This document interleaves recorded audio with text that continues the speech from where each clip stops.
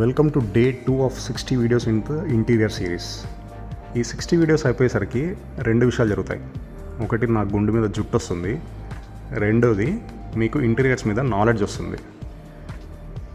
But ఆ knowledge రావాలంటే ఈ పేజ్ని మీరు తప్పకుండా ఫాలో అవ్వాలి. ఇంకా ఈరోజు కంటెంట్ గురించి వస్తే, ఈరోజు ఫుల్గా కిచెన్ మీద టైం స్పెండ్ చేసాము. మిడ్ లాఫ్ట్ ఎంత డెప్త్ రావాలి, లాఫ్ట్ ఎలా ఉండాలి, చిమ్నీ ఎంత విడుతుంటుంది, ఎన్ని ట్యాండమ్ బాక్సెస్ వస్తాయి, క్లయింట్ హైట్ ఎంత, దాన్ని బేస్ చేసుకొని ఎంత డెప్త్ పెట్టుకోవాలి, ప్రొఫైల్ డోర్స్ ఎక్కడ వస్తాయి, ఇలాంటి పాయింట్స్ అన్ని డిస్కస్ చేసామన్నమాట. ఇంటీరియర్స్లో మెయిన్ థింగ్ కిచెన్.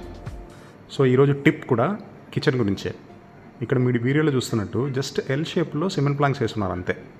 సో ఈ సిమెంట్ ప్లాంక్స్ని అవాయిడ్ చేస్తే బెటర్. అంటే అట్లీస్ట్ కిచెన్ వర్క్ అయినా మోడ్యులర్కి వెళ్ళండి, సిమెంట్ ప్లాంక్స్ లేకుండా. ఎందుకు అంటే మనకు కావాల్సిన ఐటమ్స్ అన్నీ, ట్యాండమ్ బాక్సెస్ కానీ, కార్నర్ యూనిట్స్ కానీ, ప్యాంట్రీ యూనిట్స్ కానీ, విక్కర్ బాస్కెట్స్ కానీ, ఇలాంటివన్నీ మనకి కన్వీనియంట్గా అక్కడ ప్లేస్ చేయొచ్చు. సిమెంట్ ప్లాంక్స్ ఉంటే ఒకటి ఫిట్ అవ్వచ్చు, ఒకటి ఫిట్ అవ్వకపోవచ్చు అనమాట. కాస్ట్ పెద్దగా మనం సేవ్ చేసేది ఏం లేదు. కొంచెం ఈ కిచెన్లో ఎగ్జాంపుల్ మనం సేవ్ చేసేది వెరీ ఫ్యూ థౌజండ్స్. ఇంకా ప్రాజెక్ట్ అప్డేట్ గురించి వస్తే, ఇలా షీట్స్కి ఫ్యాబ్రిక్ ప్రెస్ చేసి పెట్టారు నేను రాత్రి, కాబట్టి ఈరోజు వర్క్ జరిగిందనమాట. తర్వాత కిచెన్లో ఎక్కడైతే బాక్సెస్ వస్తాయో దానికి ప్రొటెక్షన్ కోసం 6 mm WPC షీట్ వేసాము.